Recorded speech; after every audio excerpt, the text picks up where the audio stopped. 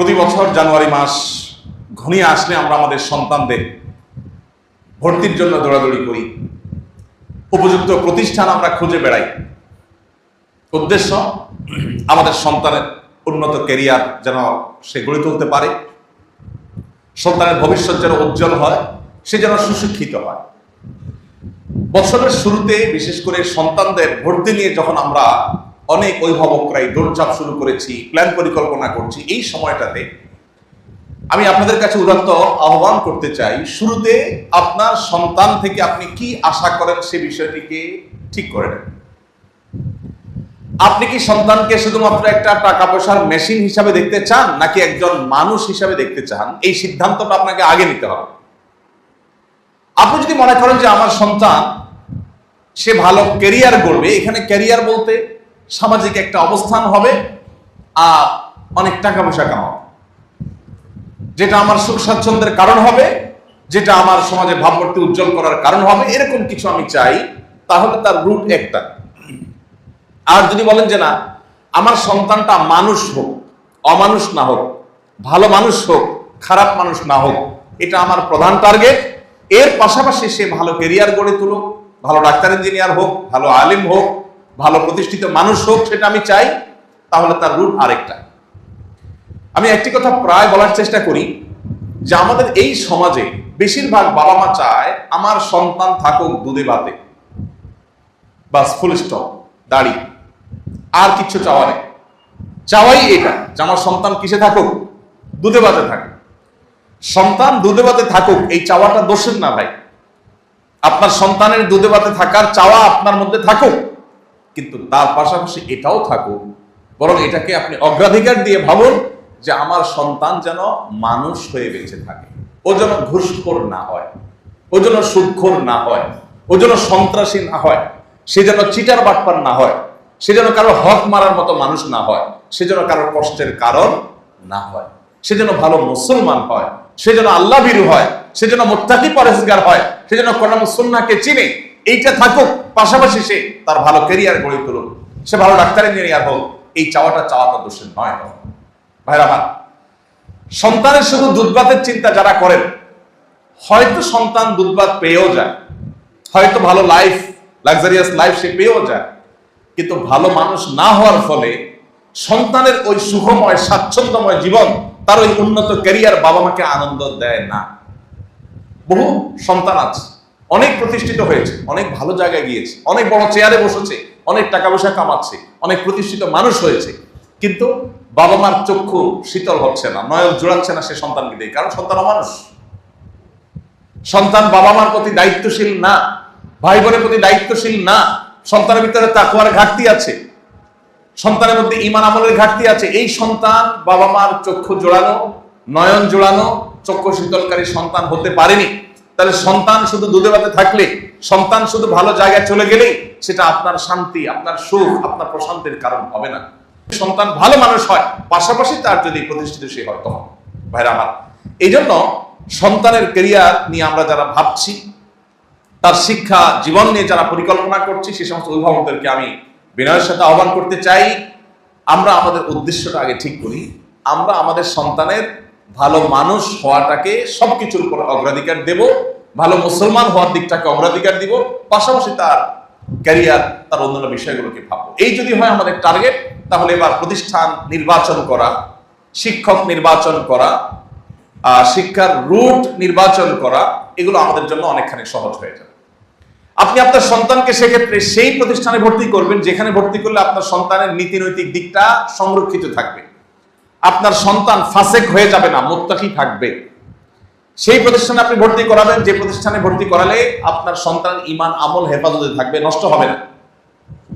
আপনার পড়ালেখা একটু ভালো মন্দ হলো কি হলো না, তার চেয়ে গুরুত্বপূর্ণ বিষয় হলো যে আমার সন্তানের ঈমান আমলটা সেফ থাকলো কি থাকলো না। দেখুন, আমরা পৃথিবীতে চিরকাল থাকবো না, একসময় চলে যাব। এই সন্তানরা, এই ভবিষ্যৎ প্রজন্মরা, তারাই আমাদের চিন্তাধারা, আমাদের ঈমান আমলকে ধারণ করবে, লালন করবে। সন্তানকে যদি আল্লাহর সাথে পরিচিত করান, সন্তান যদি কোরআনের সাথে পরিচিত হয়, সে যদি ভালো মুসলমান হয়, তো আপনি এটা নিশ্চিত ধরে রাখতে পারেন এই সন্তান কখনো আপনার কষ্টের কারণ হবে না ইনশাআল্লাহ। আর যদি সন্তানকে আপনি আল্লাহমুখী না বানাতে পারেন, মুত্তাকি না বানাতে পারেন, তাহলে এই সন্তান আপনার দুঃখের কারণ হতে পারে, জোরালো সম্ভাবনা আছে। ভাইরা আমার, আমাদের সন্তানদের ব্রেইন গুলোকে ধোলাই করবার জন্য, মগজ ধোলাই করবার জন্য পশ্চিমারা তাদের মতো করে শিক্ষা কারিকুলাম আমাদের এখানে পুশ করার চেষ্টা করে। আমি এর আগে বলেছিলাম, শিক্ষা মন্ত্রণালয়ে বেশ কয়েকবার আমাকে যেতে হয়েছে পাঠ্যপুস্তক নিয়ে, শিক্ষা কারিকুলাম নিয়ে নানা বিষয়ে, সংশ্লিষ্ট বিষয়ে কর্তৃপক্ষের সাথে একাধিকবার বৈঠকের জন্য যেতে হয়েছে। আমি অবাক হয়েছি, অন্য আরো অনেক মিনিস্ট্রিতে আমি গিয়েছি বা অনেক দপ্তরে আমার যাওয়া হয়েছে, কিন্তু আমার কাছে মনে হয়েছে 2-3টা দপ্তরে বিদেশিদের আনাগোনা সবচেয়ে বেশি, এর মধ্যে একটা হলো শিক্ষা। আমি অবাক হয়েছি, এত বিদেশি কেন এখানে? উপদেষ্টার সাথে, মিনিস্টারের সাথে সাক্ষাতের জন্য বিদেশিদের এত কাজটা কি? আমার দেশের ছেলে মেয়ে কি পড়বে না পড়বে এটা নিয়ে ওদের এত মাথা ব্যথা কেন? আমার দেশের ছেলে মেয়ে কি পড়বে এটা নিয়ে আমার মাথা ব্যথা, আপনার মাথা ব্যথা হবে, বিদেশিদের এত মাথা ব্যথা কেন হবে? তারা কেন এত ঘুরঘুর করবে মিনিস্ট্রির মধ্যে? আমি যতবার গিয়েছি ততবার দেখেছি ওয়েটিং রুমে আমার সাথে অনেক বিদেশি অপেক্ষা করছে। আমি অবাক হয়েছি, আমি বিস্মিত হয়েছি। আমাদের সন্তানদের ব্রেইন ওয়াশ করার জন্য, তাদেরকে বেঈমান করবার জন্য, তাদেরকে এদেশীয় কালচার থেকে সরাবার জন্য শিক্ষা কারিকুলামে হেন কোনো চেষ্টা নাকি করা হয়নি। আপনারা জানেন, বিগত আমলে এটাকে নষ্ট করতে করতে এমন একটা পর্যায়ে নিয়ে যাওয়া হয়েছে যে আমরা ঘন্টাকে ঘন্টা বক্তব্য দিতে হয়েছে এটা নিয়ে। আলহামদুলিল্লাহ, কিছু কিছু বিষয় থেকে তখন সরকার সরে আসতে বাধ্য হয়েছে, কিন্তু এখনো সেই ষড়যন্ত্র বসে নাই, এখনো সে চলমান আছে। এখন আপনার সন্তান কি পড়ে? ও কি বাংলা শিখতে গিয়ে বাংলা শিখছে নাকি প্রেম শিখছে? সে কি বাবা মার অবাধ্যতা শিখছে? সে কি অবৈধ সম্পর্ক করা শিখছে শিক্ষার নামে? এই বিষয়টা দেখভাল করা আপনার দায়িত্ব। অনেক বাবা মা আছেন, ছেলে ফেলে ভালো স্কুলে চান্স পেলো কিনা, ভালো রেজাল্ট করলো কিনা, এরপরে ভালো কলেজে যেতে পারলো কিনা, ভালো ভার্সিটিতে যেতে পারলো কিনা, ভালো জায়গায় চাকরি পাইলো কিনা, ব্যাস এটাই তার দেখার দায়িত্ব মনে হয়। বরং দুর্ভাগ্যজনক সত্য হলো, অনেক অভিভাবক আছেন, সন্তান ভালো জায়গায় যেন চান্স পায়, ভালো রেজাল্ট যেন করে, সেজন্য পারলে সন্তানের জন্য টাকা দিয়ে নকল কিনে এনে দেয়, সন্তানের জন্য প্রশ্ন, ফাঁস হওয়া প্রশ্ন কিনে এনে দেয়। অনেক অভিভাবক এরকম আছে না নাই? যেই অভিভাবক তার সন্তানের জন্য ফাঁস হওয়া প্রশ্ন কিনে এনে দেয়, সংগ্রহ করে দেয়, নকল সরবরাহ করে দেয়, এই অভিভাবক এই সন্তানের হাতে মূলত বিষ তুলে দিচ্ছে, তাকে অমানুষ করছে, নীতিহীন করছে, চোর এবং প্রতারক বানাচ্ছে। এই ছেলে রাষ্ট্রের কোন দায়িত্বে যখন যাবে, সে একজন চোর, ঘুষখোর, টিন চোর, গম চোর এবং ডাকাতের ভূমিকা অবতীর্ণ হবে। আমরা যারা অভিভাবক আছি, আল্লাহর কাছে আমাদের অনেক বড় দায়িত্ব আছে। আপনার সন্তানের শিক্ষা বিষয়ক পরিকল্পনা করবার আগে আপনি ভাবুন, আপনি সন্তানকে কোথায় দেখতে চান। অন্য সবার সন্তানরা চকচকে গাড়ি বাড়ি এগুলো স্বপ্ন দেখে, আপনি আপনার সন্তানটা ভালো মানুষ কিনা, মা বাবার কথা শুনে কিনা, সৎ কিনা, আল্লাহ ভীরু কিনা, আল্লাহকে ভয় করে চলে কিনা, হালাল হারাম মেনটেন করে চলে কিনা, আপনি সেটাকে দেখবেন। যদি এই জায়গাটাতে আপনি ফোকাস করতে পারেন, মনোযোগ দিতে পারেন, আর সন্তানের আদর্শটাকে আপনি হেফাজত করতে পারেন, তাহলে আপনি একজন সার্থক অভিভাবক। এই দেশকে এগিয়ে নেওয়ার পেছনে আপনার ভূমিকা সবচাইতে বেশি। আমাদের এই দেশে এখন শিক্ষিত জনগোষ্ঠী গড়ে তোলার চাইতে সৎ জনগোষ্ঠী গড়ে তোলার কোন অংশেই গুরুত্ব কম নয়। কারণ এদেশে বহু শিক্ষিত মানুষ আছে, এত পরিমাণ চোর, এত পরিমাণ বাটপার, এত পরিমাণ দুর্নীতিবাজ, এত পরিমাণ ঘুষখোর, এত পরিমাণ সুদখোর, যে এই দেশটা আজ আকাশে থাকার কথা সেটা আজ পাতালে। আমি 10 বছর মধ্যপ্রাচ্যে ছিলাম। আমি পৃথিবীর অন্যান্য দেশীদের সাথে আমার প্রবাসী বাংলাদেশি ভাইদেরকে কম্পেয়ার করার চেষ্টা করতাম। আপনি এখনো যদি মধ্যপ্রাচ্যে যান, সৌদি আরবে যান, বিভিন্ন দেশে যান, আপনি অবাক হবেন। অন্য অনেক দেশে মানুষের চাইতে এদেশের মানুষ বিদেশে গিয়ে অনেক বেশি পরিশ্রম করে। নিজের 8 ঘন্টা ডিউটি শেষ করার পরে রাস্তায় অনেকে আছেন যে তারা কার্টুন কুড়াচ্ছেন, আপনার বিভিন্ন সফট ড্রিঙ্কসের যে ক্যান সেগুলো কুড়াচ্ছেন, কারণ সেগুলো কিনে ধরে বিক্রি করে দেশে একটু পাঠাবেন।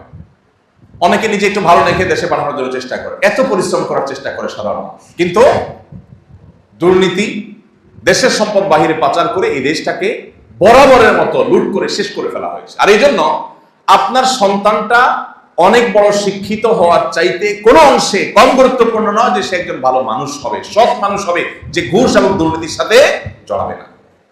এই দেশে যত শিক্ষিত প্রজন্ম গড়ে উঠেছে, এদেশে যত শিক্ষিত মানুষ তৈরি হয়েছে, সেই তুলনায় ততটা সৎ মানুষ গড়ে উঠে নাই। আর এই জন্য অভিভাবক হিসাবে আমাদের দায়িত্ব কর্তব্য হলো যে আমার সন্তান থেকে আমি এক্সপেক্ট করি কি, আশা করি কি, সেই জায়গাটা আগে ঠিক করা।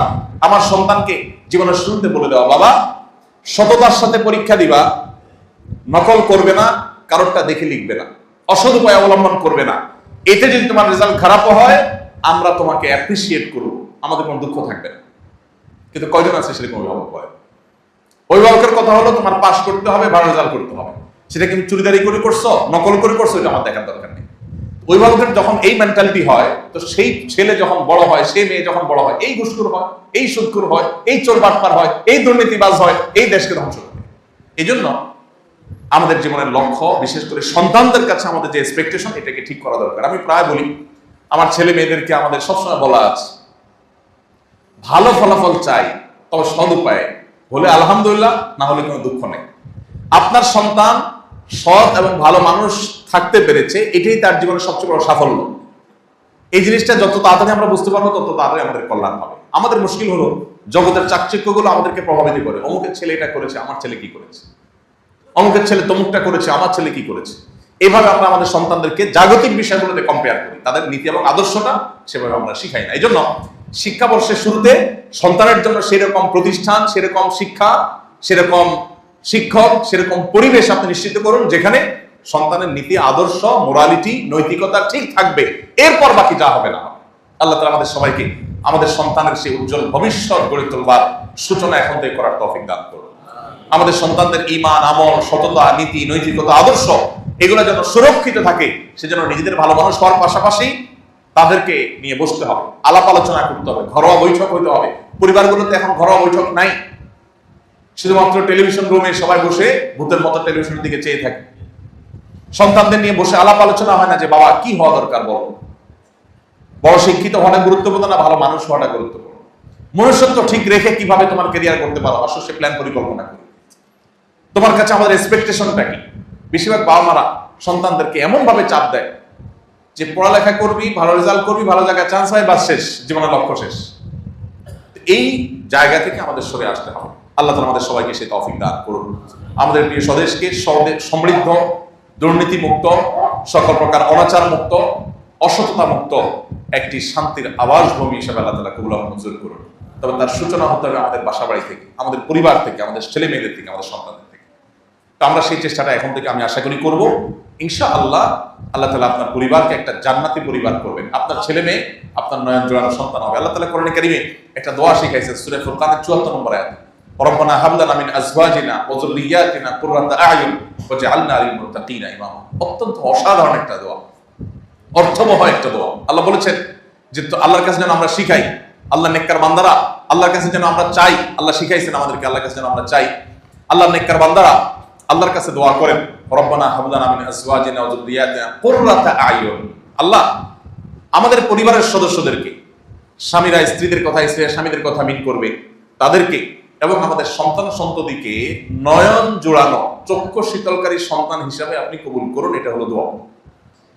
চক্ষু শীতলকারী সন্তান মানে কি? ব্যাপক অর্থবোধক দোয়া। আপনার সন্তানটা দেখতে অনেক সুন্দর, হৃষ্টপুষ্ট হয়েছে, ভিতরে অনেক বড় দুরারোগ্য ব্যাধি আছে, আপনার কখনো ভালো লাগবে না। আবার সন্তানটা সুস্থ সবল আছে, দেখতে শুনতেও সুন্দর, কিন্তু সন্তানটা অমানুষ, বাপ মা চিনে না, তাও আপনার ভালো লাগবে না। আপনার সন্তানটা সব দিক থেকে ঠিক আছে, মানুষও ভালো, সবই ঠিক আছে, কিন্তু ভালো ক্যারিয়ার করতে পারে নাই, ভালো উপার্জন করতে পারে না, চলতে কষ্ট হয়, তাও আপনার ভালো লাগবে না। আল্লাহ সুবহানাহু ওয়া তাআলা একটা শব্দের সবকিছু আমাদেরকে চাওয়ার শিক্ষা দিয়ে দিয়েছে। হে আল্লাহ, আমাদের সন্তান যেন হয় আমাদের নয়ন জোড়ানোর মতো সন্তান, যে সন্তানকে দেখলে আমাদের অন্তর শীতল হবে, চক্ষু জুড়িয়ে যাবে, অর্থাৎ তার সব দিক থেকে পারফেক্ট সে থাকবে। তার শিক্ষা, তার দীক্ষা, তার নীতি, তার আদর্শ, তার ভালো মানসিকতা, মনুষ্যত্ব, মুসলমানিত্ব, তাকওয়া, তাহারাত সবকিছুতে সে পারফেক্ট থাকবে, এরকম সন্তান চাই। আল্লাহ তাআলা আমাদের ঘরে ঘরে সেরকম সন্তান দান করুন।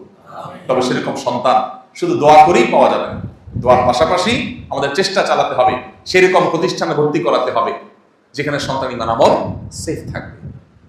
আমাদের সন্তানদের ঈমান আমলকে গ্রাস করবার জন্য হাজারটা আয়োজন চলছে। আমাদের পাঠ্যপুস্তকে, আমাদের শিক্ষা কারিকুলামে শকুনের থাবা এটা নতুন নয়, অনেক পুরাতন, বহুকাল থেকে চলে আসছে। শিক্ষার নামে বিষ ঢুকানো হচ্ছে আমাদের সন্তানদের মধ্যে। সচেতন থাকতে হবে, সজাগ থাকতে হবে, সতর্ক থাকতে হবে। সন্তান শিক্ষিত হওয়ার চাইতে সন্তান মানুষ হওয়া বেশি গুরুত্বপূর্ণ।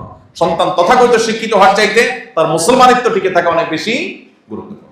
আল্লাহ তাআলা আমাদের অভিভাবকদেরকে সেই জিনিসটি বোঝার তৌফিক দান করুন।